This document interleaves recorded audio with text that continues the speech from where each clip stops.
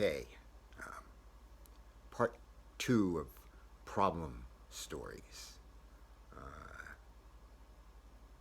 Talked about blame stories and invalidation stories. Another general category are non-accountability stories.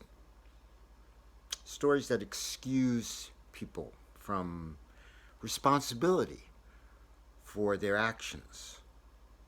Often this is attributed to that they're influenced by genetic programming, other people, or some factor that is beyond their control. There's a very famous little anecdote called an autobiography in 5 parts that's often quoted. And the basically 5 chapters. The first chapter says, I walk down the street.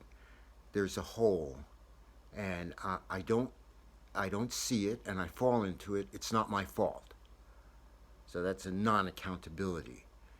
Second chapter is I walk down the street and there is a hole and I see it, but I fall into it anyway. It's not my fault. So there's a beginning of an awareness there, but it's still, no, it's not my fault. Third chapter is I walk down the street, I see a hole, and I'm cautious about it, but somehow or other I still fall into it. It is my fault. I take responsibility. Fourth chapter, there's progress here. The fourth chapter is I walk down the street and I see a hole and I walk around it. That's brilliant. Great strides, great progress. Fifth chapter, though, it's not complete. Fifth chapter, I walk down a different street. So sometimes we might not just change the non-accountability narrative from it's not my fault to I take responsibility, but I make a different choice. I choose a different fork, decision trees in our stories. I'm going to go this way rather than always having gone that way.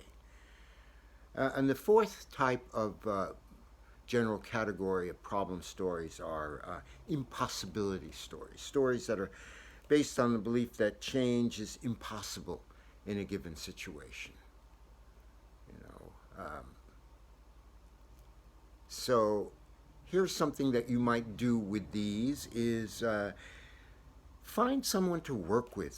Find a buddy or a friend or a therapeutic partner, family member who's understanding, wants to help you out, and tell a personal anecdote from your childhood or teens of a time when you either felt invalidated, made a bad decision, or tried to do something and did not succeed. See if you can find a core belief system that was developed or strengthened as a result of this.